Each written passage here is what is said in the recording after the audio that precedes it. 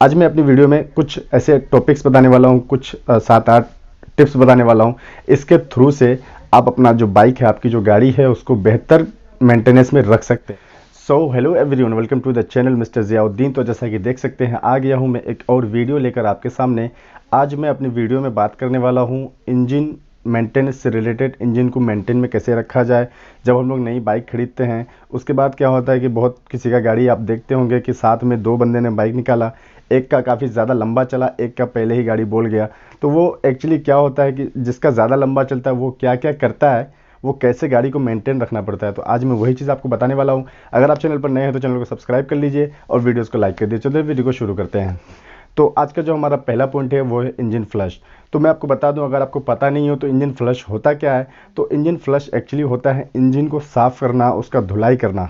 Flush का मतलब धुलाई करना होता है। तो इंजन को फ्लश करना, तो वो मैं इंजन को फ्लश कैसे करेंगे, उसके लिए मैं आपको डिस्क्रिप्शन में लिंक दे दूंगा। और अभी आपको डिस्प्ले में दिख रहा होगा कि इसके लिए बहुत सारे स्प्रे आता है और इंजन को साफ़ करना पड़ता है। तो मैं आपको बता दूं, ये इंजन जो फ्लश है ये कंपनी रिकमेंडेड भी है और ये करना पड़ता है बेस्ट परफॉर्मेंस के लिए। ये कब कब करना पड़ता है मैं आपको बता दूं कि ये 2000 से 20,000 से 25,000 के दरमियान में, जब आपकी गाड़ी चल जाती है 20,000 25,000, तो उतना तक में आपको एक बार फ्लश करना ज़रूरी है। फिर उससे ज़्यादा चलेगा, फिर आपको फ्लश करना ज़रूरी है। तो आखिर ये फ्लश करना क्यों पड़ता है, तो मैं आपको बता दूं कि आपका जो इंजन ऑयल है वो क्या होता है कि जब पुराना होता है, जब वो चलता है और चलते चलते क्या होता है कि उसका जो केमिकल होता है, उसका जो मॉलिक्यूल होता है, वो क्या होता है कि एक डस्ट छोड़ता है, गंदा छोड़ता है। जब उसका पावर ख़त्म हो जाता है ना, तो वो एक गंदगी छोड़ता है। तो वो गंदगी गंदगी क्या होता है कि आपका जो इंजन आपने खोला होगा तो देखा होगा वो थोड़ा चिपचिपापन सा रहता है, ग्रीस टाइप से बन जाता है अंदर में। और वो जो इंजन ऑयल हम लोग चेंज करते हैं, तो वो चेंज करते टाइम वो क्लीन नहीं हो पाता है। तो उसको क्लीन करने के लिए हमको इंजन फ्लश करना पड़ता है। अगर वो हम लोग क्लीन नहीं करते हैं तो क्या होता है कि जब हम लोग नया मोबिल डालेंगे, आपने देखा होगा कि पुराना मोबिल काला हो जाता है और नया मोबिल का जो कलर है वो रेड होता है, गोल्डन होता है, जो भी होता है। जब हम लोग ये वाला मोबिल उसमें डालते हैं ना, तो क्या होता है कि हमारा जो मोबिल है, थोड़ा देर इंजन अगर चलेगा उसके बाद फिर वो पुराने इसमें आ जाएगा, फिर काला हो जाएगा।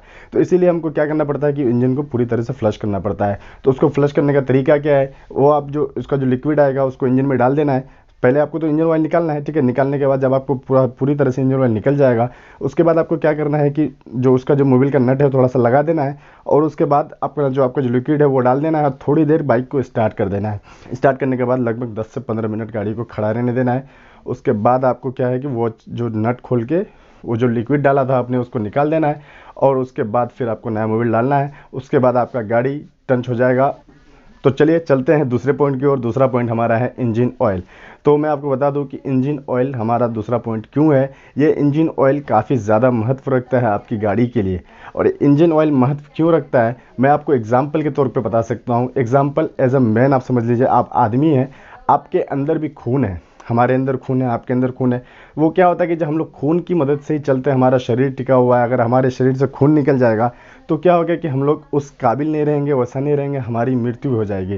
तो खून बहुत ज़्यादा ज़रूरी होता है। और उसी हिसाब से बाइक के लिए उसका जो इंजन ऑयल है वो बहुत ज़रूरी होता है। हमारा क्या होता है कि A positive, B positive, A plus, A B plus, ऐसा कुछ होता है। हम लोग का खून का ग्रुप होता है। उसका मैं आपको मोबिल में बता दूं तो मोबिल का ग्रेड होता है, तो उसमें भी उसका ग्रेड होता है। तो अच्छा ग्रेड का मोबिल डालिएगा तो आपकी गाड़ी का जो बेस्ट परफॉर्मेंस है वो काफ़ी ज़्यादा अच्छा होगा और लॉन्ग टर्म तक चलेगा। तो मैं आपको यही रिकमेंड करना चाहूँगा कि आप एक अच्छा मोबिल डालिए। कभी भी सर्विसिंग करते हैं, कहीं पर भी करवाते हैं, तो सस्ते में नहीं जाना है। जो अच्छा सामान होता है वो थोड़ा महंगा होता है, लेकिन उसका जो लॉन्ग टर्म तक वो चल पाता है। तो इसी कारण से मैं आपको बता दूं कि आपको एक अच्छा मोबिल चूज़ करना है। अगर आप ख़राब मोबिल डालते हैं तो फिर आपको हानि होगा। दूसरा नंबर हो गया। आप चलते हैं तीसरा नंबर की ओर। तीसरा नंबर हमारा है टाइम टू टाइम सर्विसिंग। अगर आप अपनी बाइक को फुल्ली मेंटेन में रखना चाहते हैं, बिल्कुल नए जैसा बना के रखना चाहते हैं, तो आपको टाइम टू टाइम सर्विसिंग करना होगा। मैकेनिक रिकमेंडेड या कंपनी रिकमेंडेड, आपका जो मैकेनिक है जिसको आप पकड़ के रखें, जिस मैकेनिक से आप काम करवाते हैं, उसको वो जिस हिसाब से आपको कहेगा उसी टाइम पे आपको सर्विसिंग करना है। अगर आपकी गाड़ी को आप ज़्यादा लंबा ले जाना चाहते हैं तो फिर आपको खर्चा से नहीं डरना पड़ेगा, खर्चा आपको थोड़ा बहुत करना पड़ेगा। तो आपको टाइम टू टाइम सर्विसिंग, जैसे कि सर्विसिंग में जो जो काम होता है, चेन वॉशिंग और क्या नाम है, व्हील खोल के उसके अंदर ग्रीसिंग और एडजस्टिंग, प्लग साफ, ये वो सर्विसिंग में जो जो काम होता है। सर्विसिंग का मतलब होता है गाड़ी एक बार पुरानी से फिर एक बार नई हो जाती है सर्विसिंग करने के बाद।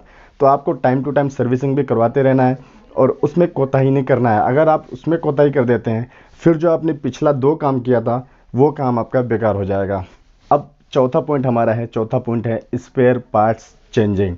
तो ये स्पेयर पार्ट्स चेंजिंग मैंने क्यों कहा, वो मैंने इसलिए कहा कि स्पेयर पार्ट्स चेंज करना ज़रूरी है। बहुत सारे, मैं भी मैकेनिक हूँ, मैं भी अपना दुकान करता हूँ, तो उसमें क्या होता है कि ऐसे ऐसे कस्टमर आते हैं, वो कहते हैं कि मैं उनको कहता हूँ कि भाई ये सामान आपको चेंज करना पड़ेगा, प्लग ख़राब हो गया, ब्रेक शू ख़राब हो गया, क्लच प्लेट ख़राब हो गया, तो वो कहते हैं भाई अगर थोड़ा सा हो सकता है तो चला दो।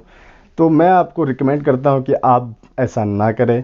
ये चलाने वाला जो काम है, ये चलाने वाला काम आपको बहुत ज़्यादा नुकसान दे सकता है, आपकी गाड़ी को नुकसान दे सकता है। तो इसीलिए आप जो चलाने वाला काम बोलते हैं वो नहीं कीजिए। जो आपका जो मैकेनिक है वो आपको कहता है कि भाई ये सामान चेंज करना पड़ेगा, ये नहीं चलेगा। अगर चलने का होता है तो जो मैकेनिक है ना, खुद अपना पूरी कोशिश करता है, कोशिश करने के बाद उसको ठीक कर देता है, उसको चला देता है। लेकिन जब नहीं चल पाता तो मैकेनिक बोलता है कि आपको ये सामान चेंज करना पड़ेगा। तो मैं आपको यही सलाह देता हूँ कि मैकेनिक अगर बोलता है सामान चेंज करना है तो कर दीजिए, और वो भी पूरा जेन्युइन सामान, फेक सामान नहीं, डुप्लीकेट सामान नहीं, जेन्युइन सामान का हमेशा इस्तेमाल कीजिए। जो भी मैकेनिक से आप काम करवाते हैं उसको बोलिए कि भाई अगर आपके पास ओरिजिनल है तो ही चेंज कीजिए, वरना नहीं है तो आप किसी से मंगवा दीजिए या कहीं से लेके आइए। नहीं होता है तो भाई माफ़ कीजिए, मैं दूसरी दुकान में चला जाऊंगा। तो दोस्तों 5वां पॉइंट हमारा है राइडिंग टेक्निक। तो मैं आपको बता दूं ये राइडिंग टेक्निक होता क्या है। आप समझ गए होंगे कि राइडिंग टेक्निक जो मैं बोल रहा हूँ ये क्यों बोल रहा हूँ। राइडिंग टेक्निक एक्चुअली होता है कि बहुत सारे लोग जो है ना, बहुत सारे लोग जो अपनी गाड़ी को ड्राइव करते हैं, उसको जब चलाते हैं तो उसका जो तजुर्बा है, उसका जो क्या नाम है, उसको उस तरह से चलाना नहीं आता है, बाइक को उस तरह से भगाना नहीं आता है। वो क्या होता है, कभी या तो एक्सीलेटर ज़्यादा देते हैं तो क्लच दाब के चलते हैं, या फिर गियर कम रख देते हैं, एक्सीलेटर ज़्यादा लेते हैं। तो अगर आप भी वैसा करते हैं तो आप एक बार पूरी तरह से नॉलेज लीजिए अपनी बाइक को चलाने का, किसी एक्सपर्ट से जान लीजिए, उसके बाद गाड़ी को चलाइए। इससे आपका नुकसान क्या होता है वो भी मैं आपको बताता चलूँ। इससे आपका नुकसान है कि जैसे कि आपकी गाड़ी जब गियर चेंज करते हैं आप, या मतलब गियर चेंज करना एक ये होता है कि मतलब इंजन के अनुसार आपको गियर चेंज करना पड़ेगा। जैसे कि आप एग्जांपल के तौर पे समझ लीजिए, आप एक गियर में गाड़ी को आगे बढ़ाए, एक गियर में आपका गाड़ी आगे बढ़ा, लेकिन एक गियर में उस रफ्तार में नहीं आ सकता है जो रफ्तार आपको चाहिए। तो आपको वो रफ्तार लाने के लिए फिर दूसरा गियर चेंज करना पड़ता है, फिर तीसरा, फिर चौथा, पाँचवा, ऐसे करना पड़ता है। तो टाइम के हिसाब से आपको गियर चेंज करना है, क्लच को प्रॉपर दबाना है। अगर आप क्लच को प्रॉपर नहीं दबाइएगा तो इंजन पे लोड पड़ेगा, इंजन लोड पड़ के चलेगा तो उसमें आपका जो क्लच प्लेट है वो काफ़ी ज़्यादा घिसेगा, इंजन हीट होगा और उसके कारण से आपका इंजन सीज भी हो सकता है। तो इसका ध्यान रखिए और सेफ रहिए। तो दोस्तों बात कर लेते हैं नंबर 6 की। तो नंबर 6 हमारा है एयर फिल्टर, प्लग और ऑयल फिल्टर। तो ये क्या होता है आपको पता ही होगा कि एयर फिल्टर, ऑयल फिल्टर और प्लग क्या होता है। तो दोस्तों मैं बता दूं, अब जब भी सर्विसिंग करते हैं, जब आपकी बाइक का सर्विसिंग होता है, उस टाइम आपको इस चीज़ का बिल्कुल बेहतर तरीके से ध्यान रखना है। वो क्या है, सबसे फर्स्ट में आपको एयर फिल्टर आपको प्रॉपर क्लीन रखना है। एयर फिल्टर क्लीन मतलब उसका जो अंदर का जो सिरा होता है उसमें गंदगी नहीं बैठना चाहिए। आप थोड़ा सा उसको फैला करके देख लीजिए, अगर उसमें गंदगी बैठा हुआ है तो उसको एक हाई प्रेशर से उसको क्लीन करिए। अगर नहीं चलने लायक है तो उसको आपको चेंज कर दीजिए, कोई भी गाड़ी का एयर फिल्टर हो। तो अब उसके बाद क्या है कि आप जब इंजन ऑयल चेंज करते हैं तो इंजन ऑयल चेंज करने के साथ साथ जिस गाड़ी में इंजन फिल्टर, ऑयल फिल्टर का अगर सिस्टम दिया हुआ है तो वो ऑयल फिल्टर कोशिश कीजिए कि हर बार चेंज कर दीजिए। अगर आपसे नहीं होता है तो दूसरी बार 100% उसको चेंज कर दीजिए, क्योंकि उसके अंदर भी काफ़ी ज़्यादा गर्दा जमा हुआ होता है। फिर आप क्या करते हैं कि अगर आप फिर नया मोबिल डालते हैं तो वो फिल्टर पूरी तरह से जो है ना ऑयल को क्लीन नहीं कर पाता है, उसको छाँक नहीं पाता है। इसके कारण क्या होगा कि आपका इंजन का हीटिंग इशू आ सकता है। और दूसरा मैंने बताया प्लग, तो प्लग को भी मतलब ऐसे नॉर्मली आप जब भी आपको फुर्सत मिले, वैसा कुछ अगर आपको टाइमिंग मिले वैसा मतलब आप जो है ना अपने मैकेनिक के पास जाके, अगर आपका कोई इश्यू हो गया माइलेज से रिलेटेड या गाड़ी झटका ले रही है या कुछ हो रहा है, तो आप एक बार प्लग चेक करवाइए। प्लग चेक करने के बाद आप उसको बढ़िया से प्लग को क्लीन करवाइए और फिर जो है तो आप अपना गाड़ी का परफॉर्मेंस देखिए, वो बेटर हो जाएगा। तो ये 3 चीज़ आपको प्रॉपर तरीके से करना है। ये करिएगा तो आपकी गाड़ी का लाइफ कंफर्टेबल रहेगा, बहुत अच्छा रहेगा, बहुत दिन तक रहेगा। तो 7वां नंबर हमारा है ओवर मॉडिफिकेशन। ये ओवर मॉडिफिकेशन क्या होता है, मैं आपको मना नहीं कर रहा हूँ कि आप मॉडिफाई नहीं करिए अपनी बाइक को, अपना जो बाइक को मॉडिफिकेशन नहीं करिए। बहुत सारे लोगों का शौक़ होता है कि वो नॉर्मल गाड़ी नहीं चलाते, उसको मॉडिफाई करना चाहते हैं। या तो कोई बड़ा टायर लगा देते हैं, जैसे स्प्लेंडर हमारा 275/18 का टायर लगेगा, लेकिन उसमें 318 या 190 अपाची वाला या डिस्कवर वाला या ऐसा कोई बड़ा सा टायर लगा देते हैं लुक पकड़ने के लिए। तो उससे भी हमारी इसको प्रभाव पड़ता है। कोई एक्स्ट्रा लाइट लगा देता है, कोई कुछ लगा देता है। तो मैं आपको बता दूं, इससे जो है ना हमारा इंजन को जो है ना बहुत ज़्यादा प्रभाव पड़ता है। तो आप ओवर मॉडिफिकेशन वहाँ कीजिए, जैसे स्टिकरिंग हो गया या थोड़ा बहुत लाइटिंग हो गया। लाइटिंग में भी ज़्यादा नहीं देना है, क्योंकि लाइटिंग में भी क्या होता है कि बैटरी को प्रेशर पड़ता है। तो बैटरी का जो प्रेशर कौन बनाता है, उसका मैग्नेट कॉइल बनाता है। तो कॉइल पे प्रेशर पड़ेगा तो उसमें हो सकता है आपका कॉइल शॉर्ट करे या आग लग जाए या फिर ऐसा कुछ हो। तो इसी कारण से ओवर मॉडिफिकेशन भी नहीं करना चाहिए। अगर बड़ा टायर आप लगाते हैं, जैसे आपकी गाड़ी स्प्लेंडर प्लस है, स्प्लेंडर प्लस आपका जो है तो 60 का माइलेज दे रही है, बिल्कुल बढ़िया माइलेज दे रही है। 60 का माइलेज एक बेस्ट माइलेज होता है, ये आपका 60 का माइलेज दे रही है। तो आप क्या किए, वहाँ पर जो है ना अपाची का टायर लगा दिए। टायर लगाने के बाद आपका क्या होगा कि सडनली 20 जो है ना 20 पॉइंट आपका माइलेज घट जाएगा, आपका 60 के जगह 40 देने लगेगा। क्योंकि इंजन पे लोड पड़ता है। इंजन जो है ना जिस हिसाब से उसका कैपेसिटी इंजन का, उसी हिसाब से कंपनी अनुसार उसका जो है तो टायर लगाया जाता है। अगर आप बड़ा लगा दीजिएगा तो उसको थोड़ा सा भारी लगेगा, वो जल्दी खींच नहीं पाएगा, इसी कारण इंजन पे लोड पड़ेगा तो वो तेल ज़्यादा एग्जॉस्ट करेगा। तो दोस्तों नंबर 8वां नंबर हमारा है हाफ क्लच राइडिंग। ये हाफ क्लच राइडिंग क्या होता है, मैंने जैसे बोला आपको समझ में आ गया होगा कि हाफ क्लच राइडिंग क्या होता है। बहुत सारे लोगों का वो होता है सिस्टम कि वो हाफ क्लच में गाड़ी चलाते हैं। जैसे कि गाड़ी चलाया, गाड़ी में बैठा, उसके बाद जब फर्स्ट गियर हम लोग लेते हैं तो क्या होता है, पूरी तरह से क्लच को दाबते नहीं है, फिर गियर दबा देते हैं तो वो आवाज़ होता है, कट कट टाइप की आवाज़ होती है, जैसे कि गियर फंस रहा है हमारा। तो मैं फर्स्ट में बता दूं कि आप पूरी तरह से क्लच को दबाइए, उसके बाद आप गियर लीजिए तो आपकी गाड़ी स्मूथली रन करेगी।